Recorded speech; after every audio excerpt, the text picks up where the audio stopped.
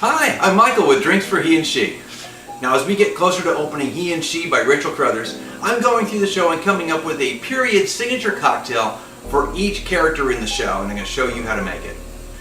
Now tonight, for Keith, we're going to need an ingredient not normally found in most liquor cabinets, and a specialized piece of equipment.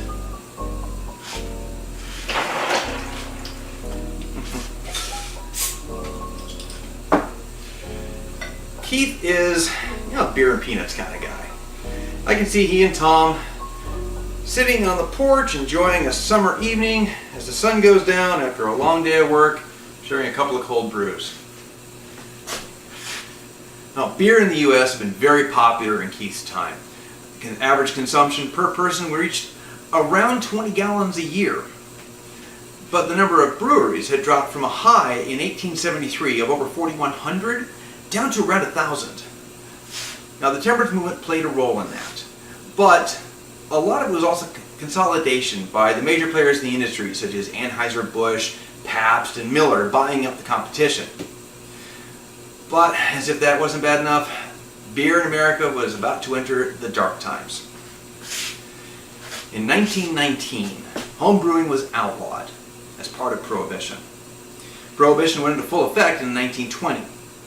After which, no beer could be sold, purchased, or transported in the U.S. containing more than 0.5% alcohol by weight. Now just for comparison, Coors Light is 4.2%. So you can imagine just how weak the options were if you didn't want to break the law. Even after Prohibition was ended, the consolidation of breweries continued until we reached a low point of 270 active breweries in 1961. Anchor Brewing didn't open until 1965 thanks to Mr. Maytag turning that business around.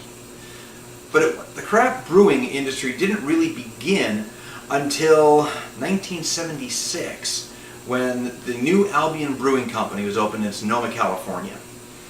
And it wasn't until 1978 that the federal prohibition on home brewing was finally lifted, but they left the regulation of alcohol up to the individual states. As a consequence, it was 2013 when Mississippi and Alabama, the last two holdouts, finally legalized home brewing. Right, and all this is relevant because it was homebrewers whose passion for brewing good beer led them to turn their hobbies into businesses and open craft and microbreweries. The craft brew movement has brought us full circle. In 2015, we finally beat that 1873 record and have more breweries now than we ever have before. And craft breweries make up 99% of them. And thanks to the craft brew movement, American beer has gone from being an international joke to among the most desirable in the world. So, here's to people like Keith in that respect. Craftspeople who are passionate about what they do, not necessarily concerned with being the best, but just always trying to be better at what they love to do. Cheers.